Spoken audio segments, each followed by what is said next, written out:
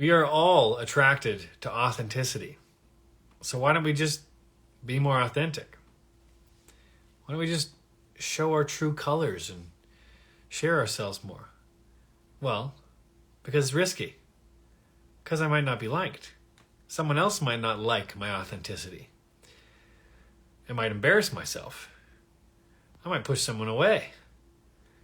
And so here we are, all of us human beings, in this conundrum of being authentic is attractive and it's genuinely what I want to do, but if I do it, I might get rejected, lose friends, end up alone, and just fail overall at life. Well, that's a lot of pressure. That is a lot of pressure to go ahead and just try to go be authentic. That's why I don't tell people to do that. That's why I'm not standing here going to you, just be authentic, just be yourself, as so many people do, as if it's that obvious and easy.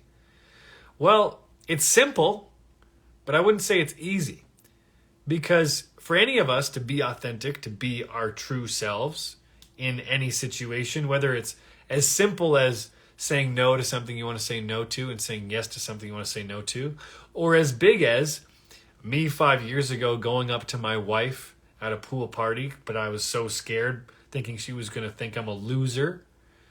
So it could be all different kinds of things in our life. However, in order for us to actually be authentic, we have to be willing to give up looking good. Now, what do I mean by that? We just did this exercise in my coaching group, and we were talking about the idea, the concept that almost every human being is acting from a place of trying to look good or avoid looking bad. That's mostly what we're doing. It's mostly what we're posting on Instagram. Will this make me look good? Shit, what if it doesn't? So we're kind of curating things in that direction. The challenge is, when we're trying to look good, you can't be authentic. Unless I actually came on this video and we all did the same and said, I'm posting this because I hope that you will like me for it. I'm posting this because I'm trying to get you to look at my boobs. And it's my goal is that will give me lots of likes, and then I will be able to be cool and happy. That would be authentic if we just laid it all out like that. But if I laid it all out like that, you might judge me. It might look bad. So we don't, which is understandable. It's not something to blame. It's not something to chastise people for. It's human. It's in all of us. We all want to look good because we want to belong. But trying to look good doesn't actually make us belong. It actually makes us inauthentic. It makes us the opposite of unique. And so what I'm always looking to train people and coach people on is to act from their authenticity. That's why I don't give advice in my videos. That's why I don't tell people what to do, because what's authentic for you might not be authentic for me. And so can we try to find a way to get more connected to that intuition, to that part of ourselves that goes, go left. Why? Because I feel like it. Okay, great. Go that way. So what I wanted to share with you guys in this video is to really invite a practice of giving up trying to look good. Now, it doesn't mean go to the extreme and just pretend you don't care about anything. That's not what I'm talking about. I'm talking about giving up being motivated by trying to make sure that you can control other people's perception. Not all the time. You're going to do it. We're all human beings. But maybe just once this week or once today. Can I take the path of authenticity, the choice of authenticity, rather than saying yes when I really want to say no? Even if I'm not sure what to do next. One of the things I was giving one of our participants permission of, or inviting an opportunity for permission, was to go, I invite you to give yourself permission that you don't need to know what to do next after you say no to the thing you really want to say no to. Because what so often gets in our way is we're trying to figure out the next 12 steps before we make any decision. It doesn't work. Instead, I invite a new process of, I'm going to take the next logical step for me, the next authentic step for me. And in the process of taking that step, a new step is going to be revealed. It's an incredible new opportunity. So that's my 2 cents for you guys today. And then I'll stay on for about 5 or 10 minutes here and answer some questions. If you've got some questions about love and relationships and all these fun things, then you go ahead and write that in the question box and I will answer your questions. Let me just scroll around looking what people are saying. Who's got questions? Authenticity is necessarily contaminated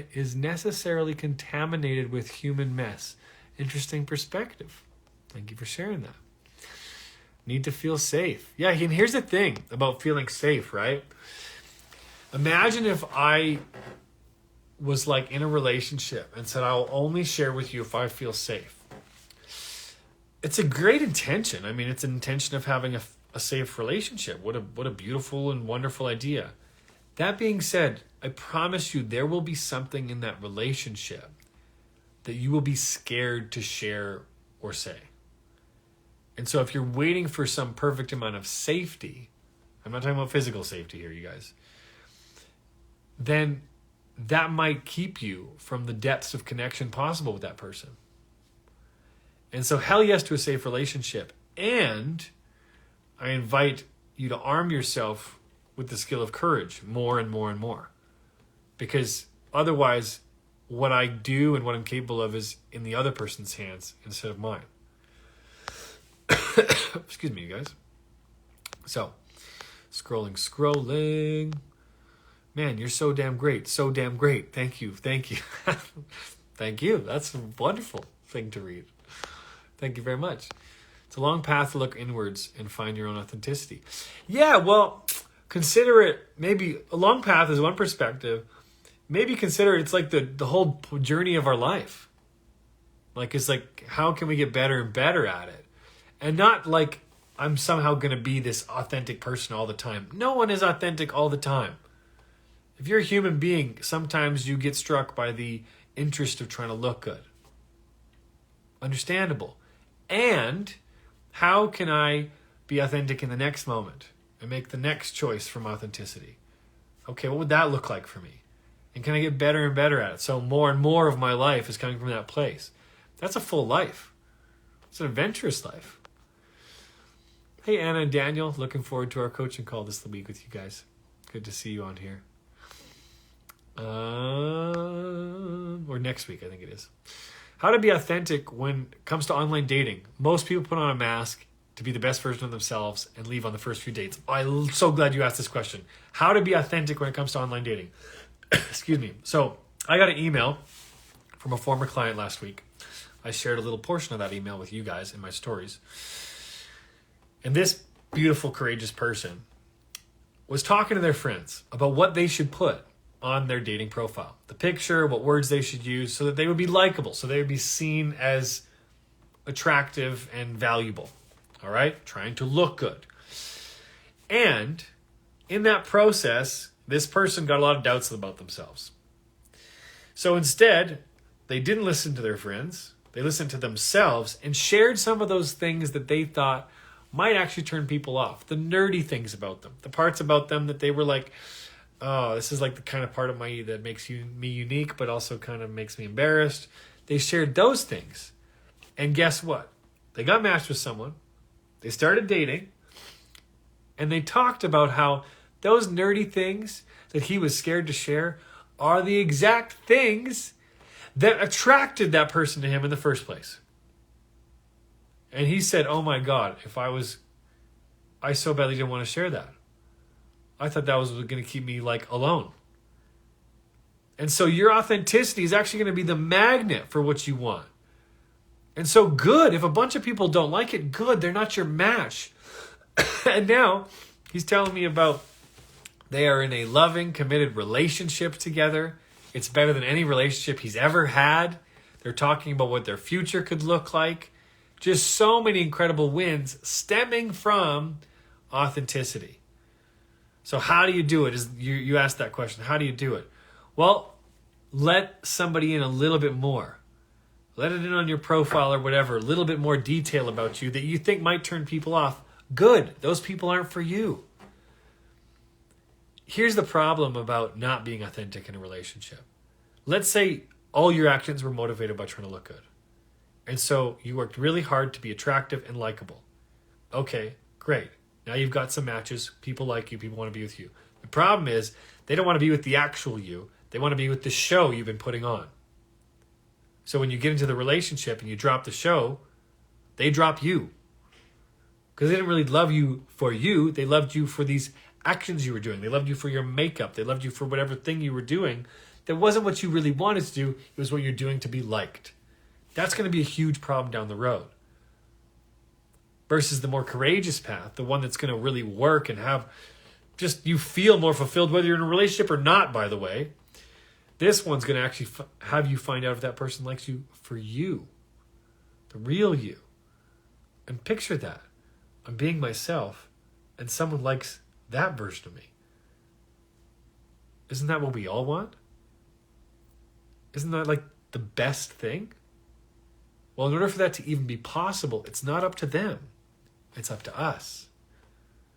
That's why if you notice from all my videos and all my coaching and everything I do, I'm always looking to flip it back over here. You know, like the other person said, had a comment, well, I need it to be a safe space. I agree with you. But if I gotta wait for someone else to make me feel safe to be authentic, I'm fucked. That's no power for me. Versus, I'm going to practice courage. And maybe I'm not 100% authentic. Fine. Can I be 1% more authentic than I was yesterday? Boom. That's a win. That is worth celebrating. Excuse me, you guys. I'm getting over a cough. So I love that question. And just, this is like, we often know what to do. It's just, we're scared of something. Or we're trying to control it. And instead of trying to figure out that whole step, can we give ourselves permission to take the 1% action and let it build from there? Someone asked, do you believe in karmic partner? I actually don't know what that would mean. Mel, you said, meaning that we are meant to meet someone, learn of mistakes. I mean, I don't know if there's anyone you're like meant to meet or not meant to meet. It really depends on how you choose to look at it. Like, I think if anything, I believe in, like, I don't know how to say this without sounding woo-woo, like the magic of the universe. I believe in the power of attraction. I believe in magnetism. I believe in energy.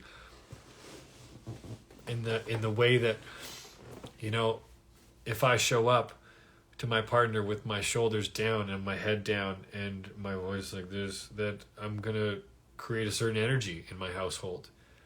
And it's going to cause my relationship to eventually fall apart. And if I walk in and I'm excited and eager and I'm full of love and I'm standing tall and proud, that energy is going to make a difference. So I think if you meet who you meet, and, you know, every person you meet, there's going to be information there for you to be more aligned with your path or to be distracted from your path. You know, and there's the choice is yours to go from there. So I don't know. I met some.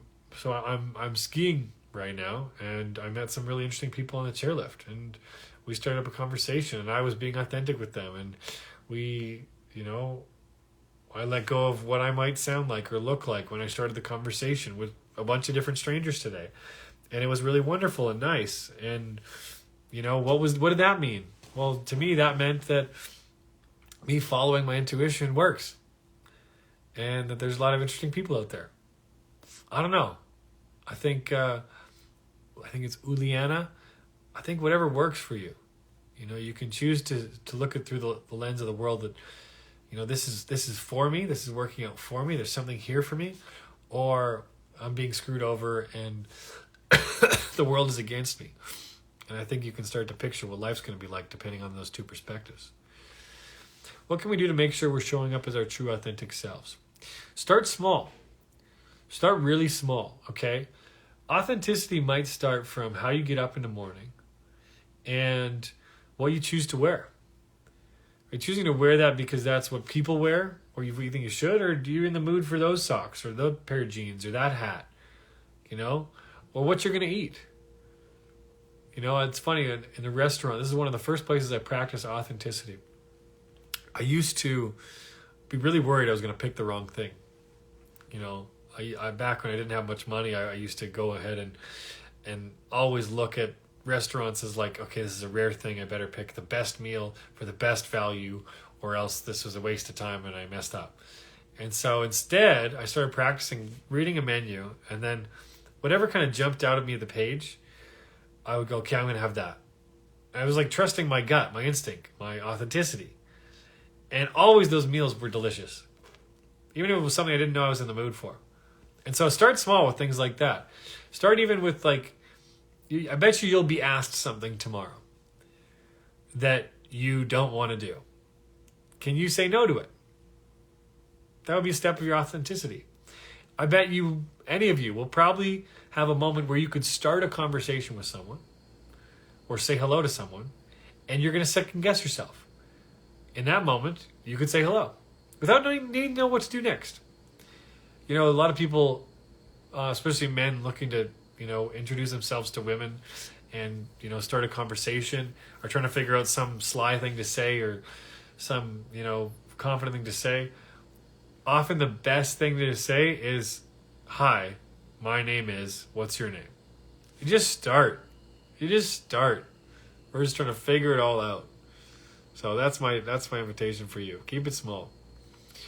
All right, I'll answer one more question. I gotta hop off.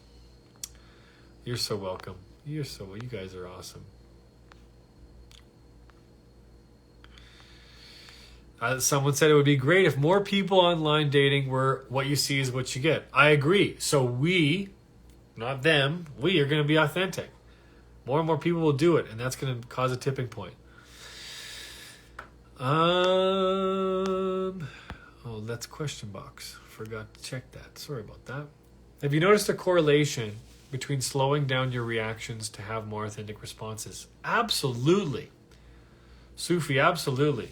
So sometimes we don't know. Maybe I want to think about something, or maybe I'm in a state of reaction, of anxiety, of fear. Okay, maybe my action that's authentic is to pause and just see. Something's percolating here. Something's calling out to me to be in communication about, to say, maybe an idea, maybe something to acknowledge. Don't know what it is, so let's see. I think pausing and taking our time is such a beautiful thing when it comes from a place of curiosity. When we're pausing and taking our time because we're avoiding something, that's not being authentic. So I'll leave that with you guys. Thank you so much for tuning in. Thank you for your questions. I'll be doing more lives. I know it's been a while since I've been on the live, but thank you so much for your commitment to elevating your relationship skills and being fantastic friends and partners and daughters and mothers and all these amazing things. You guys are awesome, and we'll see you soon.